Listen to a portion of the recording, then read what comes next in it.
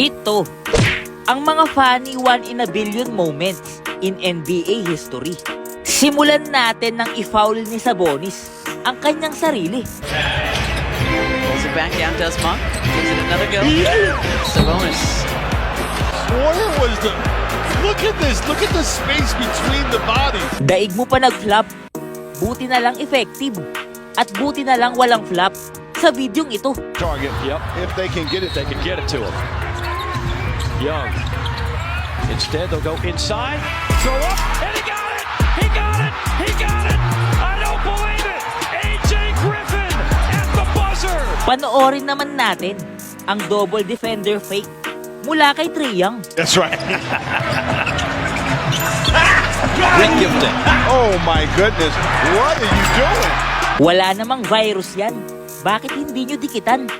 Eh ano naman kaya ang magiging reaksyon mo sa ankle breaker na ito ni Jordan Poole sa isang referee? Talk about the defense, the 3-and-D, 37% from three-point range. You go under, he's gonna make you pay. Poole didn't catch it cleanly. Grabe, pati pala mga referee na i-injury.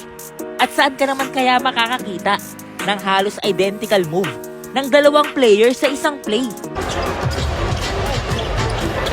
Giant strides for Porzingis, a tough shot. Two players tumble to the ground and we have foul against Porzingis. It'll be the first against the Wizards here in the fourth. At isunod natin ang funny alley-oop assist ni Jalen Green. By Green. Green to the rim.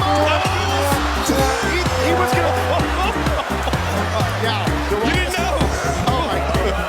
The Rockets still have... Parang kailangan nating i-adjust yung pwesto ng papasahan mo. Pero wag kang mag-alala, si Watanabe na daw ang mag-shoot ng bola para sa'yo. Kaya nga lang, sa basket ng kalaban. For Nembhard, and it looked like Watanabe been in there. It looked like he was about to dunk it. Malamang bangkuto pagkatapos. Pero hindi lang naman yan ang ganyan nating moment. Got to contain the ball better, and then when the bigs come to help, they've got to get a body on the bigs down low. Minsan talaga, mabibigla ka na lang sa mga mangyayari sa loob ng court. Gaya na lang ng magkaroon ng UFC fight sa isang NBA game. Reed. Oh! He slapped it! Isaiah Jackson flying in there, picking up the foul. Talagang hilo ka kapag tinamaan ka niyan. At balikan naman natin ang 1 in a billion match sa pagitan ni Charles Barkley at ng refereeing si Dick Bavetta. Nagpapalakas sa center position itong Dallas Mavericks pagkatapos mismo ng kanilang stand sa NBA Finals. Ayon pa sa NBA insider na si Evan Sidery, sila ay nagpapakita ngayon ng interest kay Guga Bidatsi ng Orlando Magic. Nais nilang maglagay ng isa pang big man sa kanilang rotation sa center position mga idol. Pinapalakas rito ng Dallas Mavericks yung kanilang opensa sa center and at the same time depensa rin. Malaki kasi yung kanilang kakulangan sa kanilang depensa laban sa Boston Celtics at sila'y walang sagot sa big man position o sa forward. Kahit paano itong si Guga Bitatsi ay isang magandang addition para sa kanila sa center position at makakatulong sa depensa. Pero para sa akin lang, maliban sa center, kinakailangan rin itong kumuha ng isang subok na role player ng Dallas Mavericks. Magaling sina Luka and Kyrie Irving, walang duda sila'y magko-content para sa next season. Pero kinakailangan nilang kumuha ng mga batikang role player para baback up sa kanila in terms of scoring.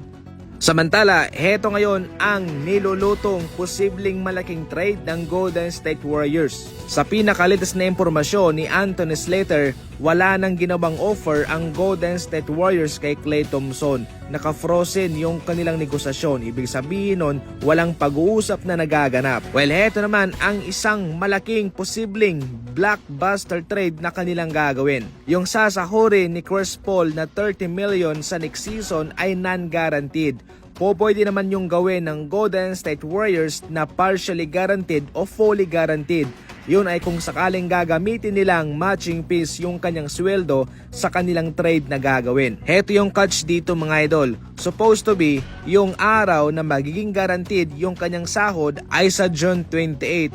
pero ito'y in-extend ng Golden State Warriors sa July. Ayon sa impormasyon, ito'y magbibigay ng sapat na panahon para sa Warriors para pag-isipan yung kanilang gagawin na pagbabago sa kanilang roster. Posibleng gumawa ng blockbuster trade ng Golden State Warriors sa trade nito at posible rin na ito'y magkakaroon ng epekto sa kanilang kontratang i-offer kay Klay Thompson. Kung sakaling sila yung magti-trade, posible nilang maibigay yung gusto ni Klay na 3-year deal. Samantalang si Kevon Looney naman ay malabo na nilang i-waive. Ito'y marahil, pwede nilang magamit yung kanyang expiring na kontrata sa isang trade package.